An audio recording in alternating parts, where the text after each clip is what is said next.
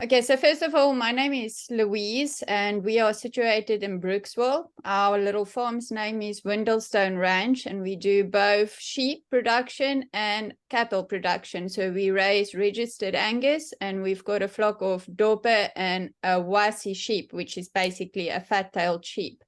So we have been raising sheep and Angus for basically the last 7 years in Brooksville.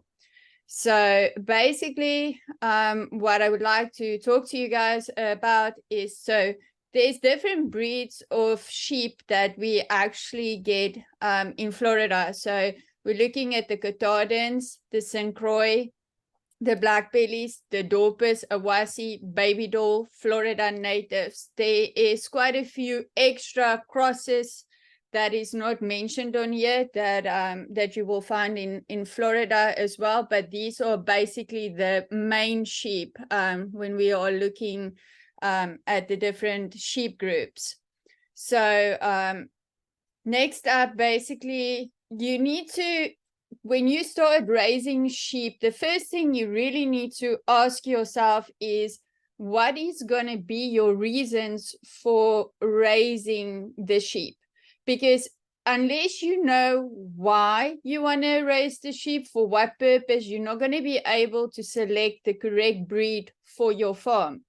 So, for example, if you wanted a meat sheep because you're going to go into meat production, you're definitely not going to want to end up with a dairy sheep that's going to provide just milk for you. And not the same way, if you are going to go into wool production, you're not going to choose, for example, a Dorper, which is a meat sheep. So it's very important from the start to decide exactly what the purpose of your little farm is going to be, and that is what will determine to which breed you would start looking at when we are talking about the sheep.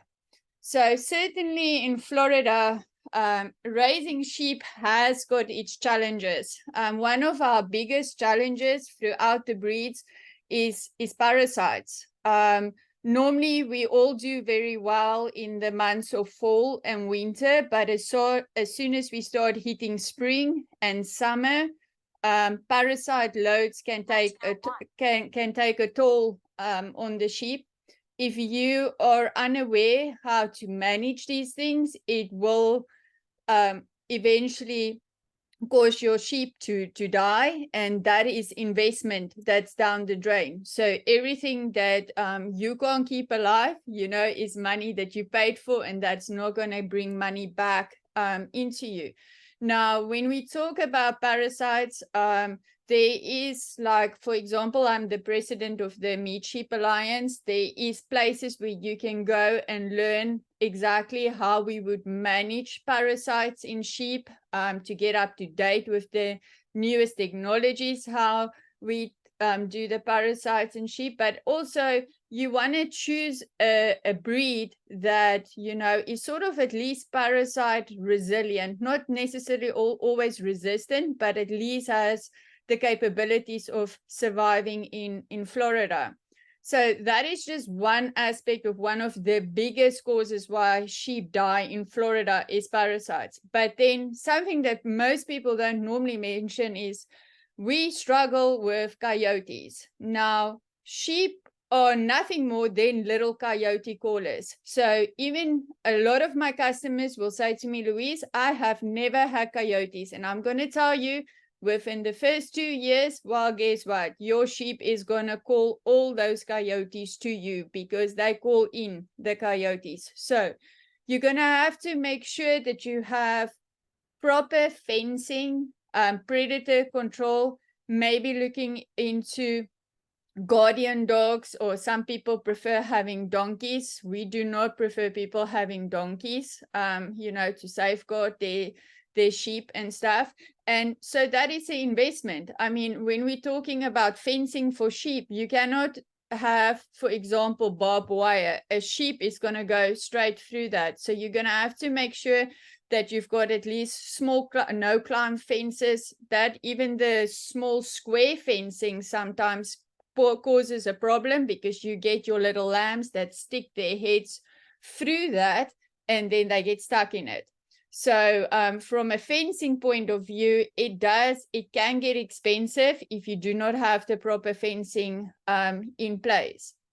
The other problem that some people have in some areas is vet availability. So the rules have changed this year where, for example, there's most of the antibiotics can no longer be purchased through Tractor Supply or any of those places. You can only get it on a prescription from a vet. Now, I personally have got a lot of customers that's like, yeah, well, I'll never need a vet. Well, that's not completely true, because there are times that sheep get sick, and then you are going to have to get antibiotics to help it if you want it to survive. So certain areas in Florida, they do not have vets readily available to look after sheep.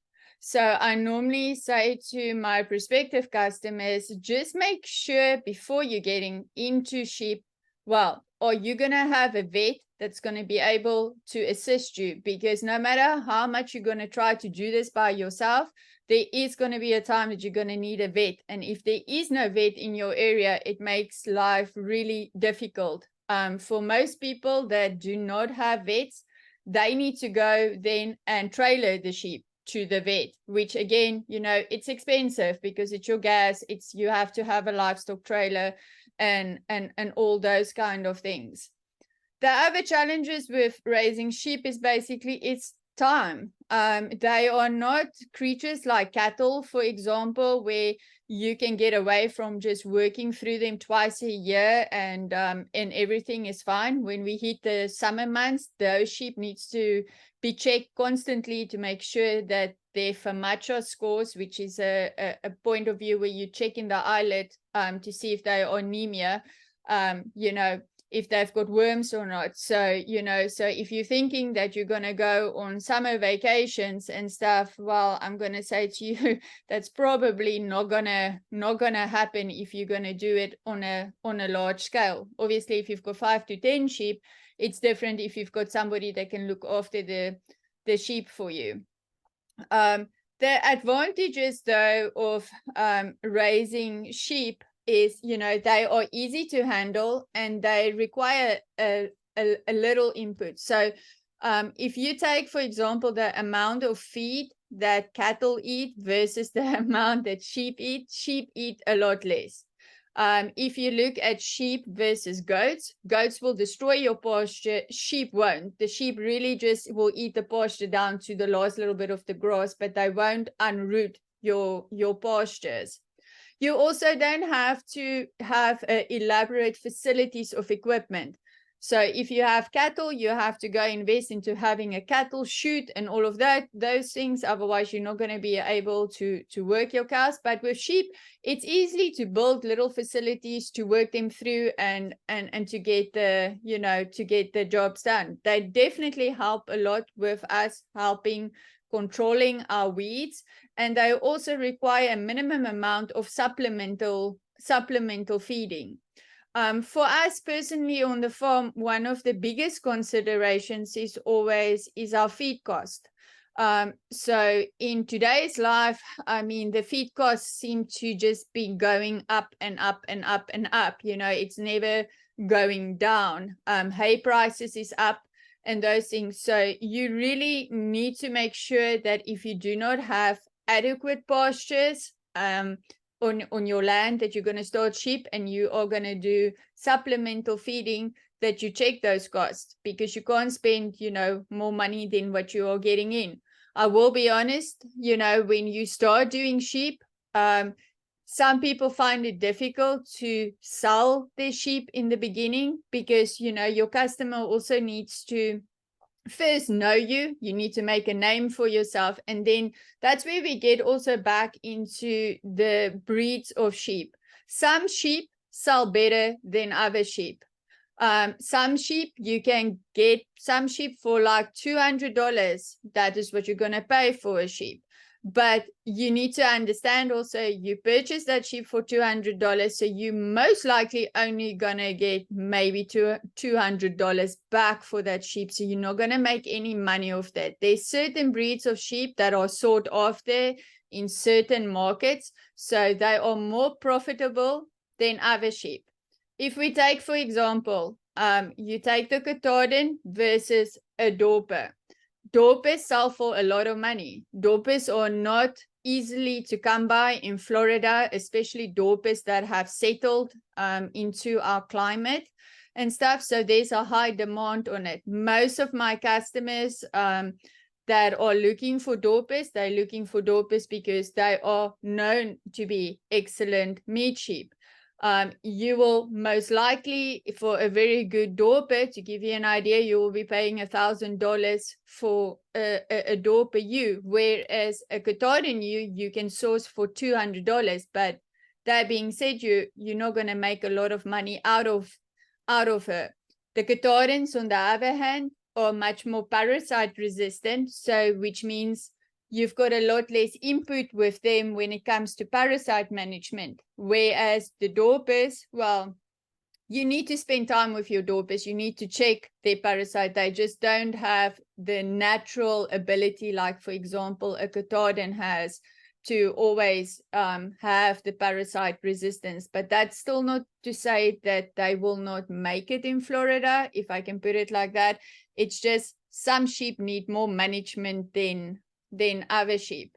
So, but the most important thing is when you start up is to understand why you want to do a breed. For me personally, the reason why I went with Dorper sheep is because I really needed to like what I'm going to eat. So if I don't like what I put on my plate, there's no reason why I want to spend the effort or the time or the money to raise something that I don't enjoy eating.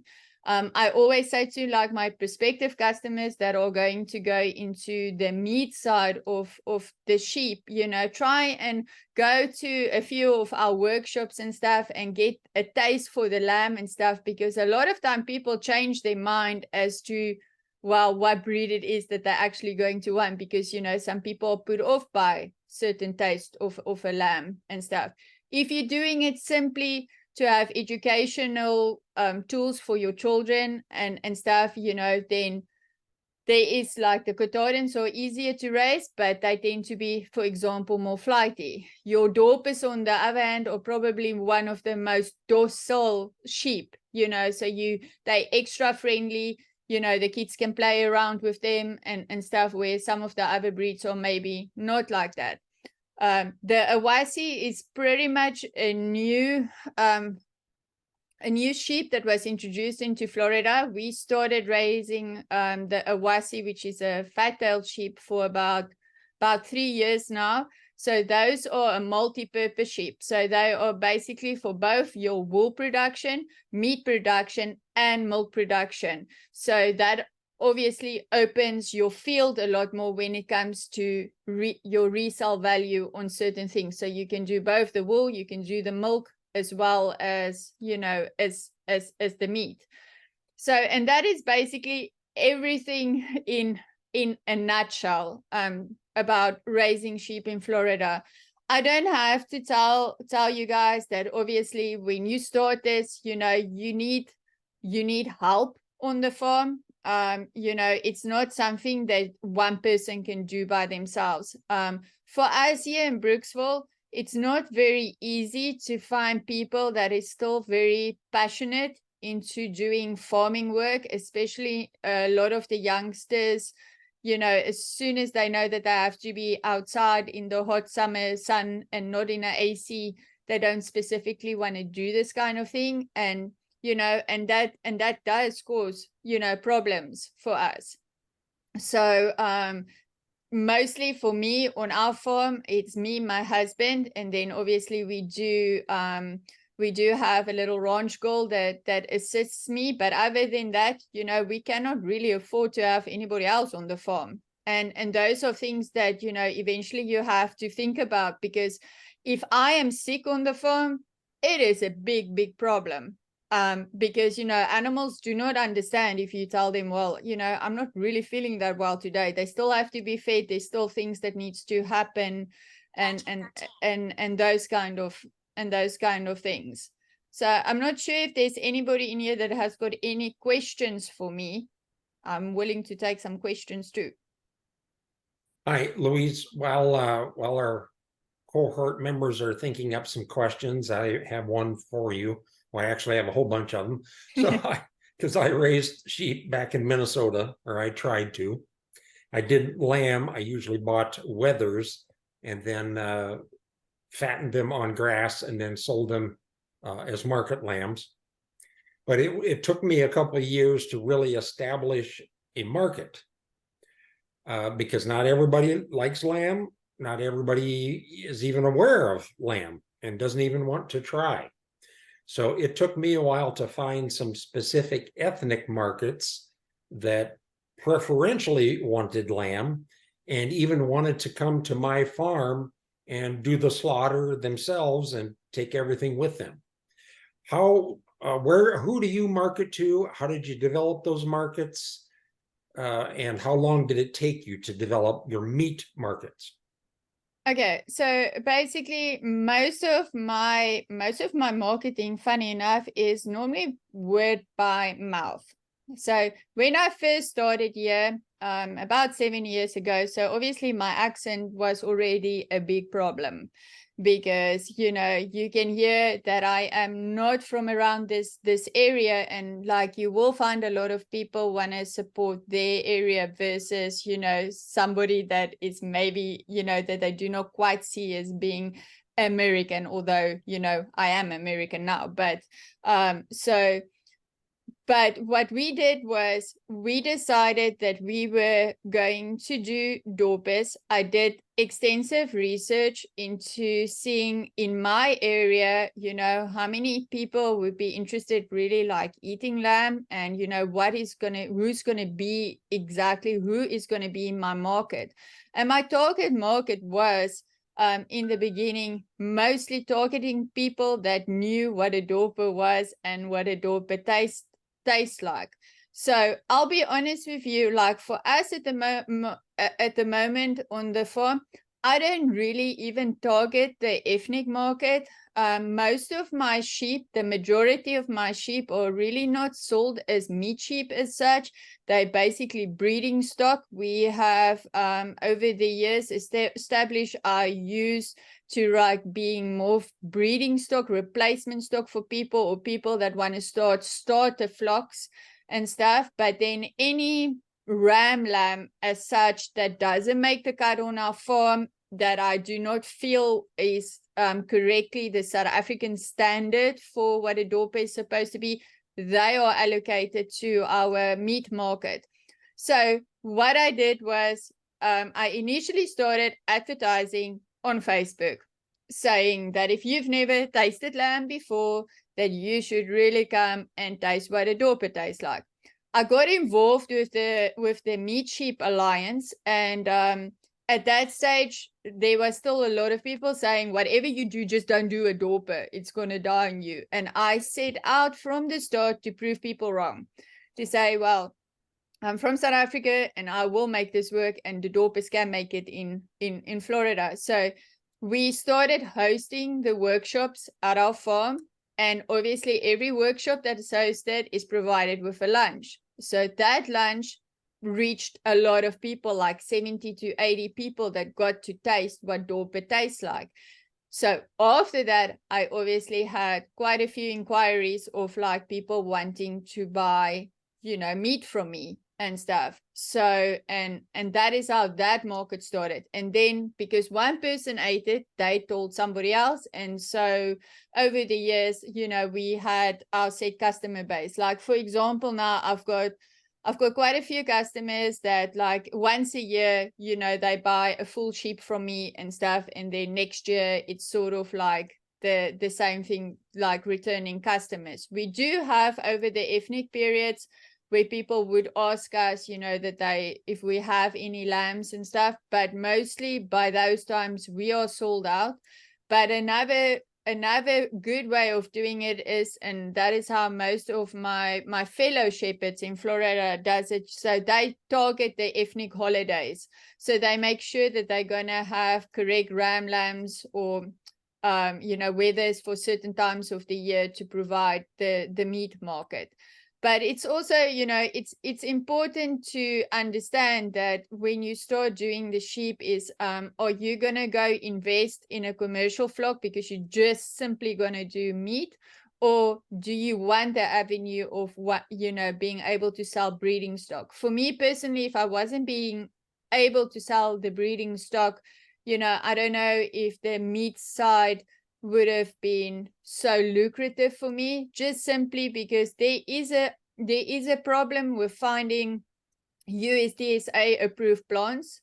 It's not always easy to find a custom butcher that when you actually go and take the sheep there, that you think that it's all clean and nice, and that you know that you get your carcasses back and those kind of things.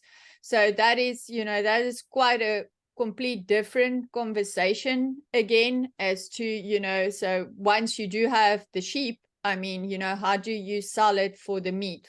You know, do you get people to buy it from your custom butcher, or do you take it USDSA and try and sell it, you know, as little, you know, at farmers markets or anything like that?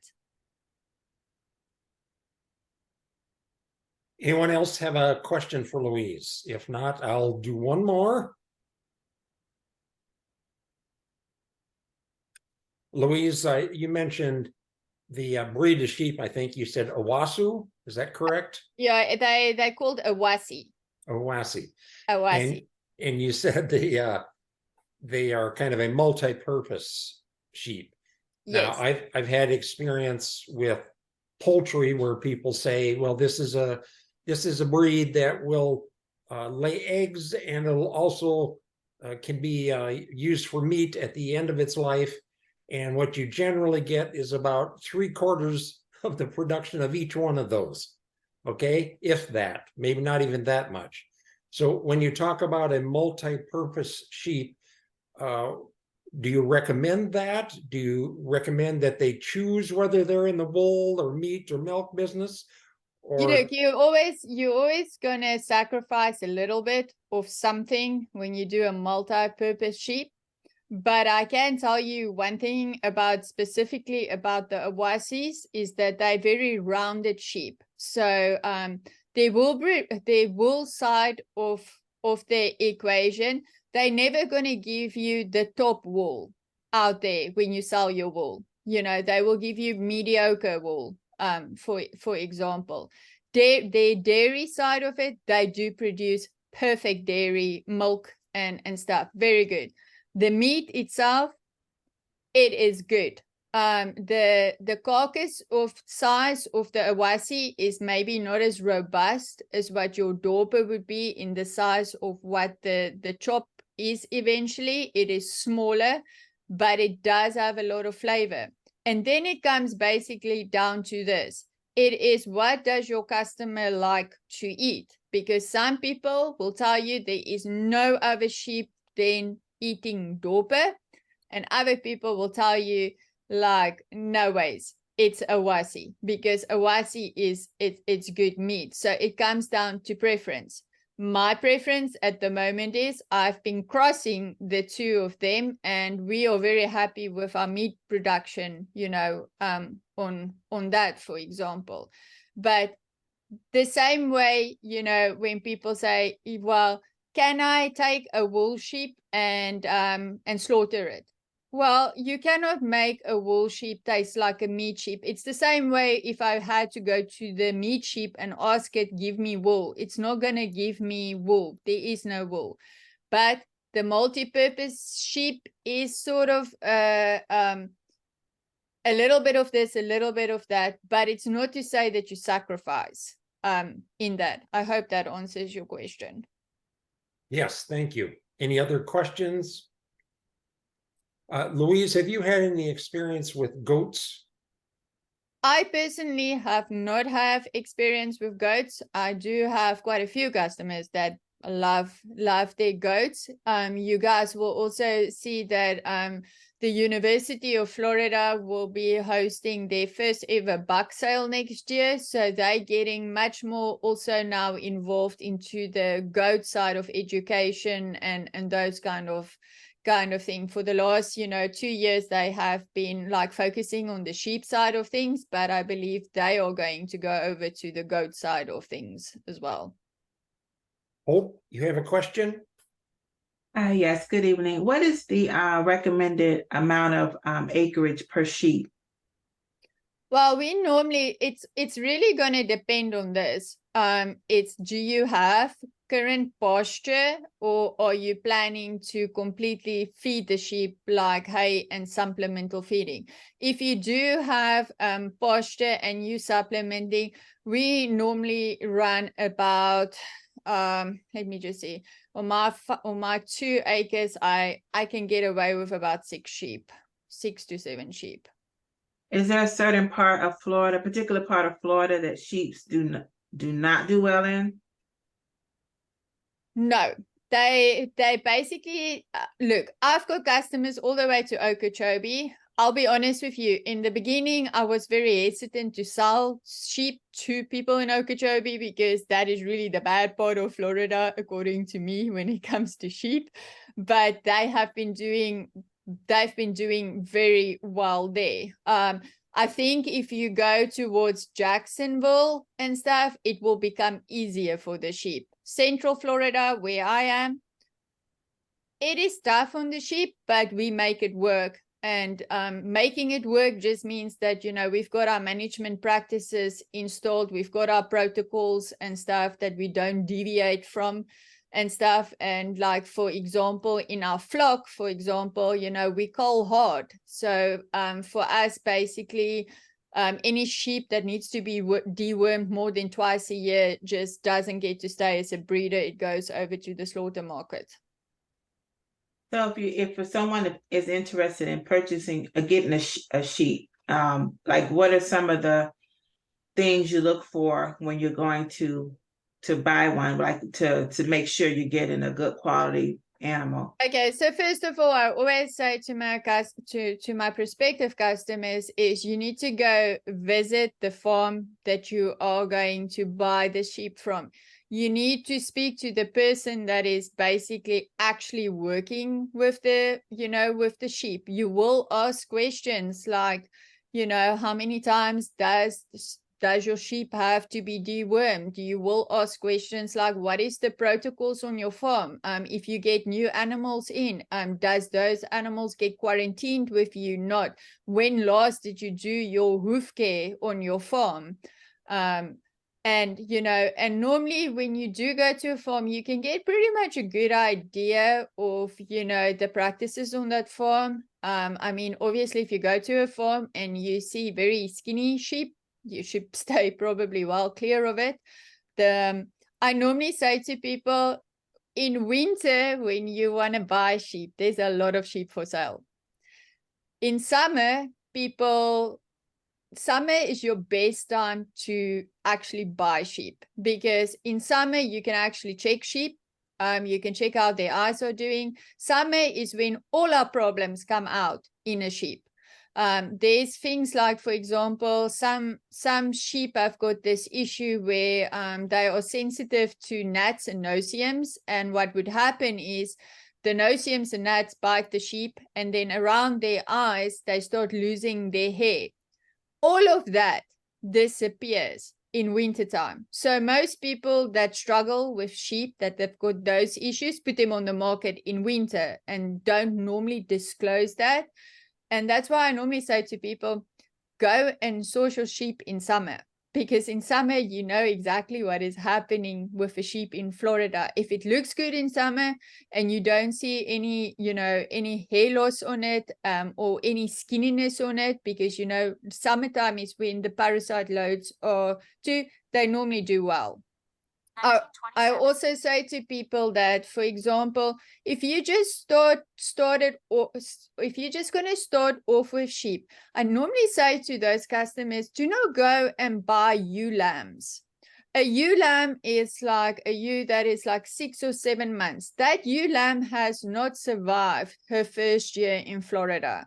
I say to people, go out when you start your starter flock, get something like that's a 2-year-old or a 3-year-old, because a 2 or 3-year-old has already done 2 seasons in Florida. Plus, you know that that sheep has already hopefully lambed, and that, you know, and what her motherly instincts is.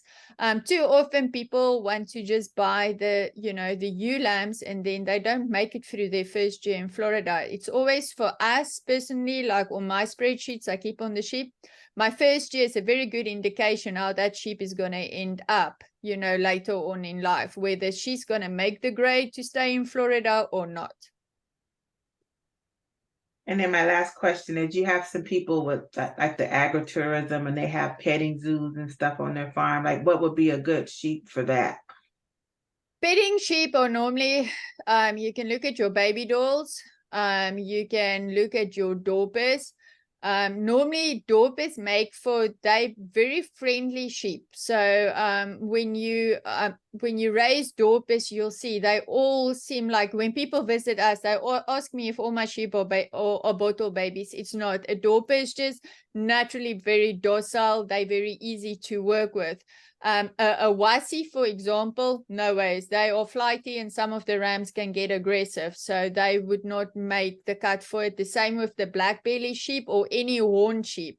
So normally we tell people to stay away from horn sheep when it comes to petting zoos and stuff, because, you know, mostly it doesn't end well in those situations.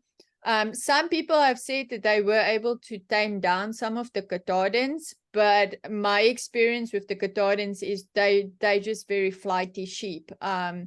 We just sold some of our sheep that actually went to Disney specifically for petting. And so one of the reasons why they bought Dorpers from us is because they have had Florida natives and all the different sheep before, and the sheep just are not being able to calm down or being petted. Dorpers sometimes think like they're dogs. They're really docile in manner.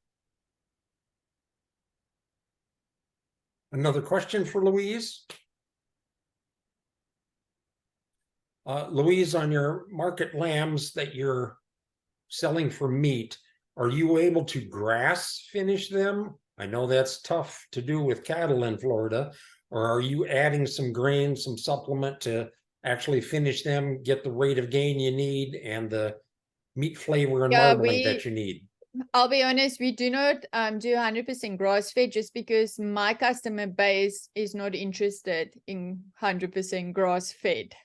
So we do both grass feed and we do supplement if the, like, for example, now the ones we are finishing off now, we are at the end of, you know, we're in fall now. So obviously our grass on my farm, for example, has got no more nutritional value. So we are supplementing with hay, and they do get a portion of grain. That being said, also, we do not overdo the grain, because, you know, overdoing the grain part of it will also spoil the meat. I mean, I do not want to end up with a sheep that has got a huge amount of fat on the outside. You know, we like our sheep to have a good size chop when it comes out, with marbling in it, with a little bit of fat on the, you know, on the outside. But you definitely, for us, we situated on our farm, we have to supplement. If we do not supplement, we would not be able to get where we need to be at target weights. Okay. Thank you you very much, Louise. We really appreciate it. Thank you very much. You guys have a good evening. Thank you. Thank you.